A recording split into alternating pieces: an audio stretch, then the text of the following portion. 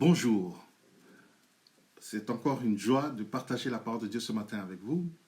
Où que vous soyez, que la paix de Dieu inonde vos cœurs, inonde vos foyers, que Jésus-Christ soit votre compagnon ce matin, ce dimanche matin, dans tout ce que vous ferez, dans tout ce que vous êtes.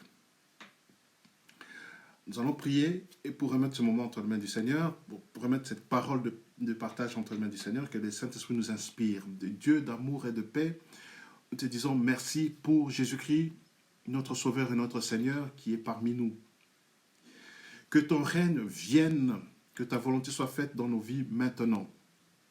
Nous sommes tes enfants, nous ouvrons cette parole, nous voulons que ton Esprit Saint nous conduise à écouter ce que tu as à nous dire et à transmettre avec fidélité ce que toi tu as à nous dire maintenant. Que le nom de Jésus-Christ soit sanctifié. À l'annonce de son nom, tout genou fléchit au ciel, sur la terre et sous la terre. Toute langue confesse qu'il est le Seigneur à la gloire de Dieu le Père. Nous ramenons toute pensée captive à l'obéissance de Christ. Amen. Alléluia. Soyez bénis où que vous soyez. Alors, ce matin, j'aimerais partager sur un sujet d'actualité qui est le racisme, qui est vraiment un sujet d'actualité et un poison dans nos sociétés, dans nos vies, dans nos communautés, partout où nous allons. C'est un poison qu'il faut vraiment éradiquer, c'est un poison, mais dont l'Église est la réponse, dont l'Église est l'antidote. Alors, la société a donné plusieurs définitions sur le racisme. Il y en a une qui a retenu mon attention, c'est celle qui est donnée par le dictionnaire de Larousse, qui dit ceci: le racisme est une idéologie fondée par les croyances, ou fondée par la croyance qu'il existe une hiérarchisation ou une hiérarchie entre les peuples ou entre les groupes humains. Je reprends. Le racisme est une idéologie fondée sur la croyance qu'il existe une hiérarchie entre les groupes humains. Et le comportement qui est inspiré par cette idéologie est raciste. Donc, tout comportement qui est inspiré par cette idéologie de hiérarchisation des groupes humains, ce comportement est raciste. Toute considération des valeurs qui prend en compte la race d'une personne est l'expression ou une expression du racisme. Toute considération qui prend en compte la race d'une personne ou son ethnie, c'est une expression du racisme. Ou en d'autres termes, ce que moi je dirais, toute considération qui prendrait en compte tout le pédigré d'une personne, c'est du racisme. Alors, en parlant de pédigré, voici ce que Paul disait dans Philippiens, chapitre 3, au verset 4, à partir du verset 4, il disait « Moi cependant, j'aurai sujet de mettre ma confiance en la chair. » En effet, c'est de la chair, parce que nous avons parlé d'idéologie du monde. Si quelqu'un croit pouvoir se confier en la chair, je le puis davantage. Moi, circoncis le 8e jour de la race d'Israël, de la tribu de Benjamin, hébreu, né hébreu, quant à la loi, pharisien. Quant aux ailes, persécuteurs de l'Église, irréprochables à l'égard de la justice de la loi. Mais ces choses qui étaient pour moi des gains, je les ai regardées comme une perte à cause de Christ. Et même, je regarde toutes les choses comme une perte à cause de l'excellence de la connaissance de Jésus-Christ, mon Seigneur, pour lequel j'ai renoncé à tout, et je le regarde comme de la boue afin de gagner Christ. Paul dit, en résumé, qu'il regarde son pédigré comme de la boue pour gagner Christ, pour la connaissance de Christ. Il regarde ses origines, la noblesse de ses origines comme de la boue parce qu'il veut gagner Christ. N'oublions pas que Paul, c'est le seul des actes, du livre des Actes au chapitre 11 dans l'église d'Antioche.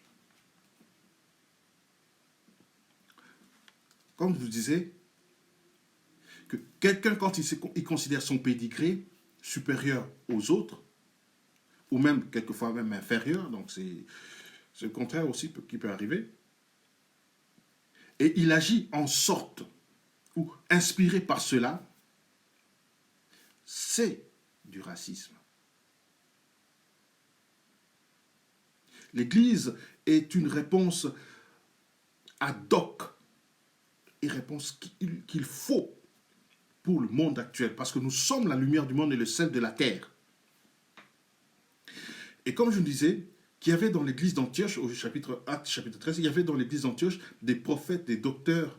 On cite Barnabas, Siméon, appelé Niger, ou Niger, ou Négro, Lucius de Cyrène, Manahem, ou qui avait été élevé avec Hérode le tétrarque, et Saul. Donc, la parole de Dieu ne ment pas, puisqu'elle se comprend par elle-même, et c'est une parole inspirée, qui dit ceci. Il y avait dans l'église d'Antioche des prophètes et des docteurs, on cite des noms. Barnabas. Barnabas venait d'où? C'est un juif de Chypre. Siméon, appelé le Niger, ou Siméon le Noir. Et Lucius de Cyrène. Cyrène, c'est une région qui se trouve dans l'actuelle Libye, au nord de l'Afrique. Manahem, qui avait été élevé avec Hérode, c'est-à-dire qui avait été élevé avec une famille royale. Donc on cite ici les origines, les ethnies, et même, on peut dire, la classe sociale. Parce que être élevé avec un roi, ça veut dire que tu es d'une certaine noblesse. Ce n'était pas les écoles comme aujourd'hui, il y avait des écoles publiques, non. Les gens étaient plutôt éduqués par des précepteurs, qui étaient souvent des philosophes, qui étaient souvent des personnes de haute noblesse aussi, qui s'occupaient des enfants des nobles. Donc, dans cette communauté, on peut dire comme ça, on peut penser, et à juste titre, qu'il y avait ce mélange des pédigrés, entre guillemets. Et c'est de cette église, de cette communauté, qui a reçu le nom des chrétiens, non pas, comme on le pense, on a toujours pensé, façon de dénigrer, même s'il est dénigré, mais parce qu'ils avaient vu en eux les œuvres de Christ. Parce qu'ils avaient vu en eux des petits Christ. Or, il est dit de Christ qu'il faisait le bien partout où il passait. Il faisait du bien à la population partout où il passait. Donc, l'Église est appelée à faire du bien. Et dans le cas actuel, dans l'actualité actuelle, dans l'actualité présente plutôt, on parle de racisme, l'Église est une réponse. L'Église est l'antidote à cette bêtise humaine. Oui, l'Église est l'antidote à cette bêtise humaine. Mais pour cela, il faudrait que nos cœurs soient remplis de la parole de Dieu et soient remplis de sentiments qu'avait Christ. Des sentiments qu'avait Paul, les sentiments qu'avaient ses disciples. Parce que Christ dira dans Luc 6, 45, c'est de l'abondance du cœur que la bouche parle. Et si c'est de l'abondance du cœur que la bouche parle, c'est-à-dire que nos actes aussi sont soumis par l'abondance de nos cœurs. Qu'est-ce que nous mettons dans nos cœurs? Est-ce que nous mettons dans nos cœurs notre pédigré? Moi, je suis issu de telle famille. Moi, je suis issu de tel coin du monde. Moi, je suis issu de tel autre. Et ainsi, mon comportement, mes agissements sont calqués ou sont motivés par cela. Posons-nous la question. Il y a des fois, nous ne savons pas mettre des mots sur ce que nous sommes ou ce que nous faisons. Ou nous déguisons notre pensée par les mots mielleux. Mais alors que nos cœurs sont remplis de nous-mêmes, de notre pédigré, de de nos sentiments d'appartenance de telle ou telle autre communauté, de telle autre ethnie. Frères, sœurs, nous sommes une réponse. Nous sommes l'antidote au monde actuel pour montrer que Jésus-Christ est venu pour l'humanité tout entière. Il est l'agneau immolé dès la fondation du monde, avant même que Abraham soit appelé. Il n'est pas venu simplement pour son peuple hébreu, il est venu pour l'humanité tout entière. Et la promesse a été donnée bien avant Abraham, bien avant tout ce monde. Et la promesse a été donnée pour toute l'humanité. Ne me demandez pas pourquoi ce que le Seigneur a fait qu'il y ait des différences de couleurs, de culture. Ça, c'est la richesse de Dieu. Ça, c'est la richesse de... Mais que cette richesse ne soit pas galvaudée, tronquée par les doctrines, l'idéologie insufflée de l'enfer et du diable.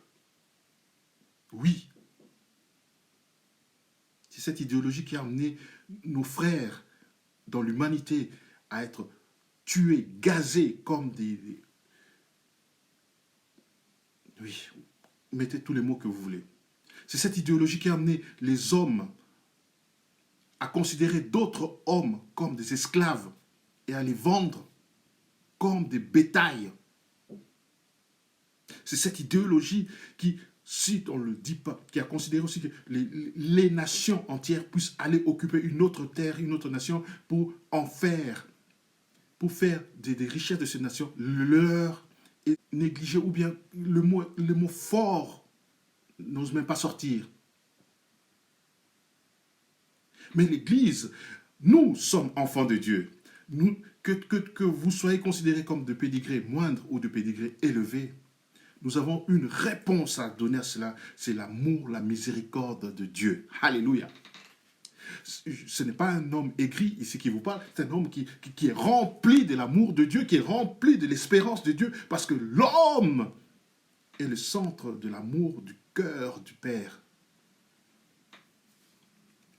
Je me souviens quand nous devions nous marier, parce que j'ai épousé en effet Pamela, qui est d'une ethnie différente de la mienne,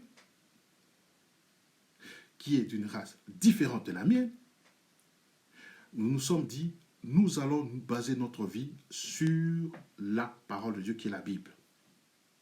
Et sur les points où nous ne sommes pas d'accord, nous regardons la parole de Dieu. Et sur les points où nous ne trouvons pas tout de suite la réponse dans la parole de Dieu, puisque elle est immense, nous comptons sur le Saint-Esprit pour nous guider. Frères, nous avons reçu des témoignages des uns et des autres avant le mariage. Je me souviens encore d'un conseil que donnait Pamela, un de nos pasteurs qui nous rencontrait, qui disait, selon lui, il n'aime pas le mariage dit mixte, parce que ça pose beaucoup de problèmes. Mais du même pasteur, de sa bouche, le jour de notre mariage, il disait, voici un couple prophétique. Entre sa première réflexion et le jour du mariage, je pense que le Saint-Esprit avait agi. Frère, je crois qu'il est important aujourd'hui que nous nous posions la question. Quand nous regardons tout ce qui se passe sur Internet, tous les commentaires que les uns et les autres, même les chrétiens, même les personnes dites serviteurs de Dieu, hommes de Dieu, mettent comme réflexion, ne nous laissons pas embobiner, ne nous laissons pas entraîner par le courant du monde, par la doctrine du monde. Le monde amène son idéologie de séparation. Le monde amène son idéologie de ceci ou de cela, de gauche, de droite. Mais nous ne sommes pas ni de gauche ni de droite. Nous sommes de Christ. Nous sommes de Jésus-Christ. Nous sommes de la race divine. Comme il est écrit dans Apocalypse, que nous verrons toutes les ethnies louer le Seigneur d'un même cœur. Faisons-le déjà sur la terre. Car la volonté de Dieu doit se faire sur la terre comme au ciel. Je te bénis ce matin, toi qui suis cette parole. Je te bénis où que tu sois. Une conclusion pour cela. Nous allons lire tout simplement Philippiens 2, 3 qui dit que l'humilité vous fasse regarder les autres comme supérieurs à vous. Que chacun de vous, au lieu de considérer ses propres intérêts, considère aussi ceux des autres. Amen. Bonjour, c'est une grande joie ce matin de partager la parole de Dieu. C'est une immense joie et un privilège qu'on ne peut imaginer que de prendre la parole de Dieu et de partager avec nous ce matin. J'ai choisi un texte très classique que nous connaissons, que la plupart d'entre nous prononçons pratiquement chaque jour. C'est l'évangile de Matthieu au chapitre 6 au verset 33 qui dit ceci: cherchez premièrement le royaume et la justice de Dieu et toutes ces choses vous seront données en plus. Alléluia. Cherchez premièrement le royaume et la justice de Dieu. Prions le Seigneur pour ce moment de partage. Dieu d'amour et de paix, nous te bénissons et nous te rendons grâce pour l'amour que tu as manifesté en Jésus-Christ pour nous, parce que Jésus est devenu notre justice, Jésus est notre paix, Jésus nous a ouvert le chemin qui mène à toi et nous sommes devenus par lui tes enfants, tes serviteurs, tes bien-aimés. Tu ne nous as pas laissés orphelins, Jésus, et tu nous as envoyé ton Esprit Saint pour venir nous conduire, nous rappeler ta parole, pour que cette parole devienne pour nous une lampe à nos pieds, pour que cette parole dans nos cœurs puisse se transmettre par nos bouches comme une épée tranchante, une épée qui sépare l'os de la moelle, une épée qui sépare l'esprit de l'âme. La parole de Dieu est puissante en nous maintenant, elle nous guide, elle nous fortifie.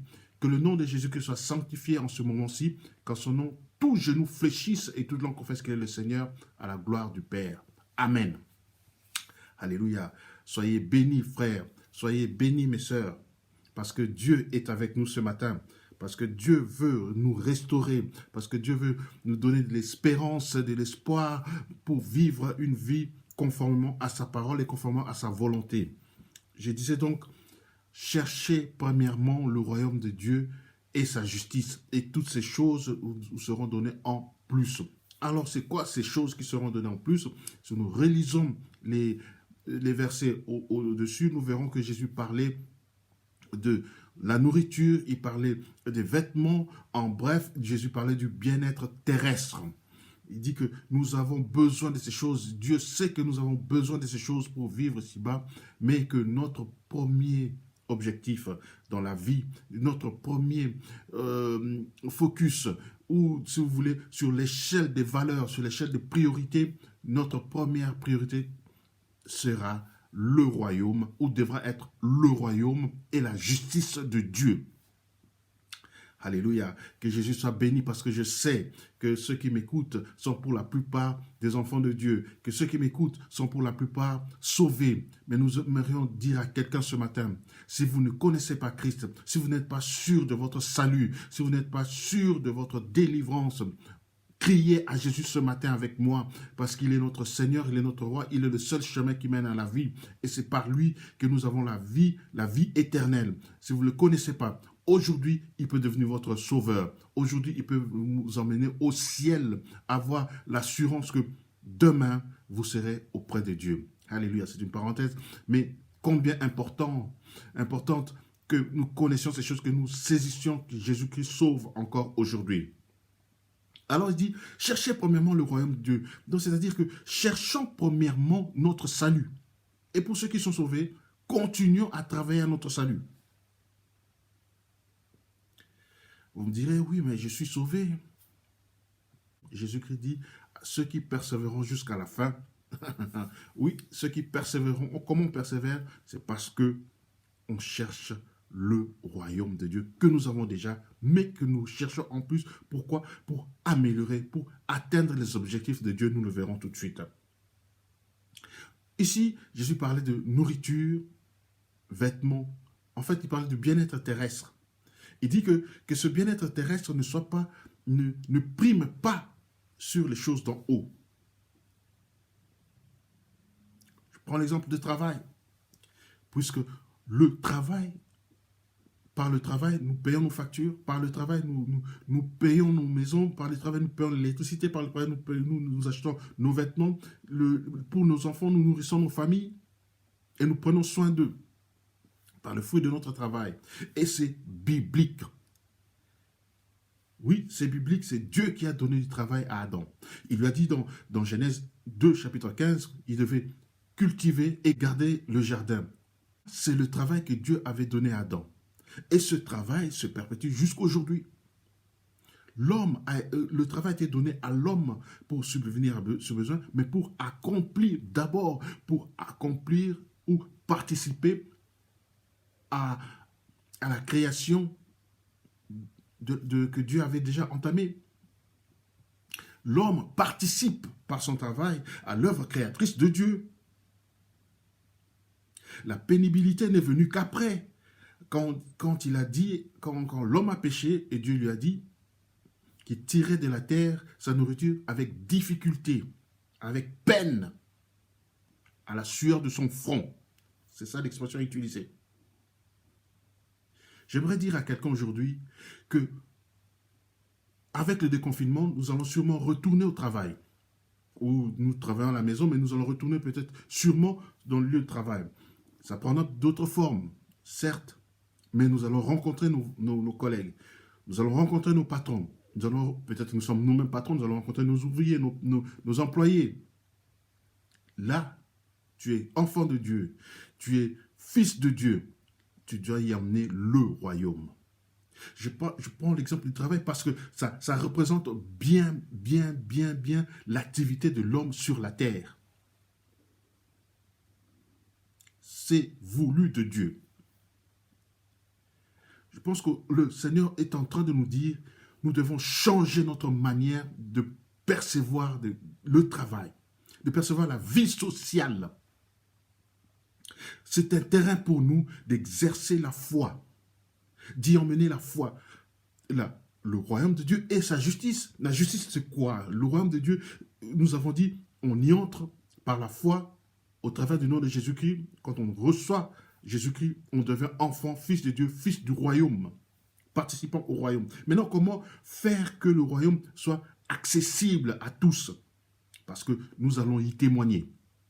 Nous passons plus d'un tiers de notre journée au travail. Si nous avons si nous avons un jour de 24 heures, nous travaillons 8 heures en moyenne. Donc, un tiers des 24, c'est 8. Et pendant ce temps, nous le passons au travail. Et c'est dans ce moment que nous pouvons témoigner, parler de Dieu, être un témoin véritable. Qui d'entre nous, dans notre travail, on sait que nous sommes enfants de Dieu? Pas par orgueil, mais pas simplement parce que nous le sommes. On ne sait pas le cacher. Même en nous taisant, les gens doivent remarquer une différence. Parce que nous y emmenons le royaume.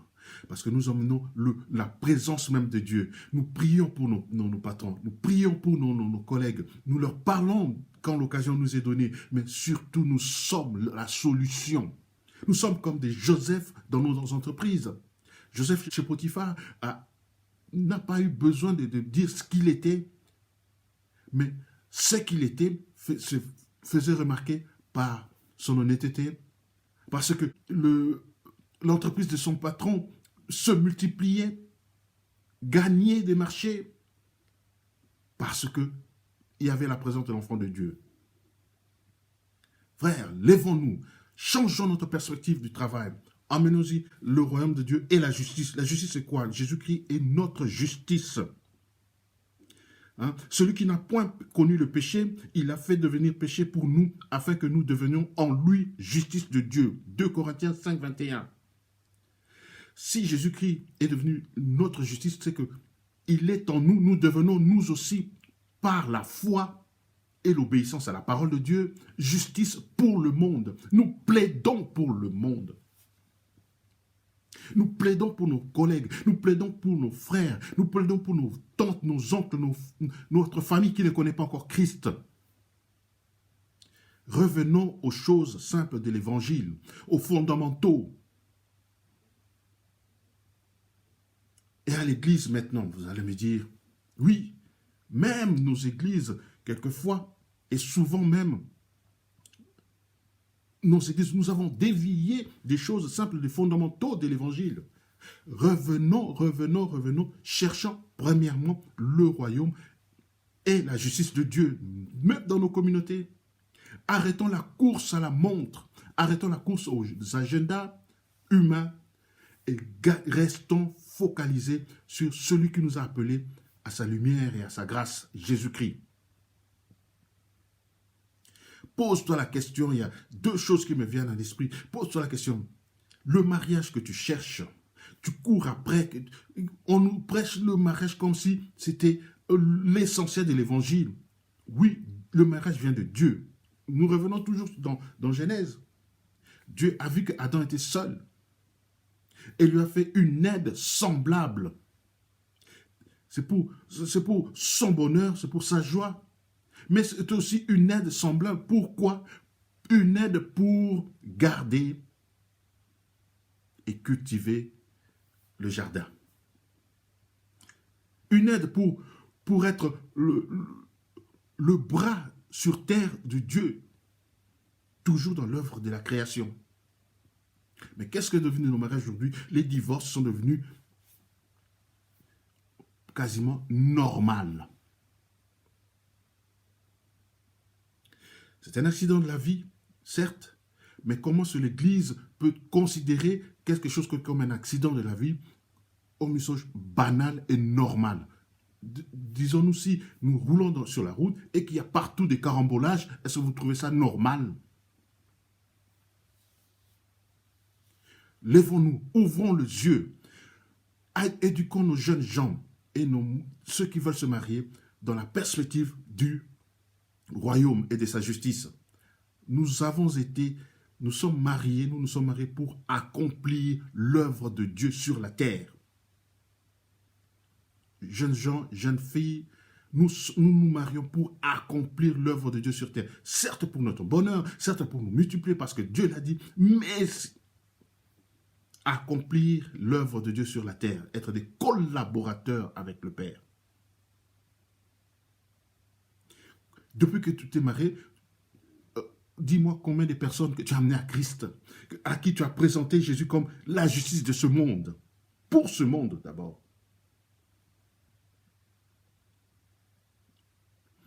Il y a un autre thème de prédication, d'enseignement, que j'aime beaucoup, mais dont il faut prendre toujours dans la perspective du royaume, c'est la délivrance. Frère, quand tu ne savais pas que tu avais des démons, ou les démons t'embêtaient, ou les sorciers te poursuivaient, tu étais un homme qui gagnait les âmes. Tu étais zélé pour l'œuvre de Dieu, zélé pour le royaume de Dieu, zélé pour aller évangéliser, zélé pour ramener des gens à Dieu d'abord et à l'Église ensuite. Mais depuis qu'on t'a prêché la délivrance, ou ces choses-là, où on t'a dit, voilà, telle personne ou telle autre te poursuit dans la nuit, tu n'emmènes plus les gens au Seigneur. Alors, est-ce que Dieu peut te donner une bénédiction pour en retirer l'essentiel de l'évangile, c'est-à-dire la justice de Dieu pour la terre? Réveillons-nous. Réveillons-nous. Je ne dis pas que c'est mauvais. Ce que je dis, simplement, il faut remettre les choses dans la perspective du royaume de Dieu et de sa justice. Dieu ne va pas te donner une bénédiction pour en retirer ou affaiblir ce qu'il dit de chercher en premier. Si je parle à quelqu'un ce matin, si j'exhorte quelqu'un ce matin, je veux dire simplement, en 15 minutes, il est très probable que nous n'embrasserons pas tout la perspective de cette parole. Mais il est important de saisir que Dieu veut que nous soyons pour lui la porte du royaume de Dieu pour ce monde qui se perd. Nous soyons pour lui la justice qui ne condamne pas le monde qui se perd, mais au contraire qui leur amène la solution, c'est-à-dire Jésus-Christ. Si quelqu'un a entendu cette parole, si quelqu'un croit à cette parole, si un frère veut marcher avec nous dans cette parole, nous vous bénissons au nom de Jésus-Christ. Et nous croyons que ce matin, c'est un jour de joie, c'est un jour de transformation et de retour aux fondamentaux de l'Évangile, c'est-à-dire le royaume et sa justice. Je répète encore, celui qui n'a point connu le péché, Jésus-Christ, Dieu l'a fait devenir péché pour nous, afin que nous devenions en lui justice de Dieu. Amen.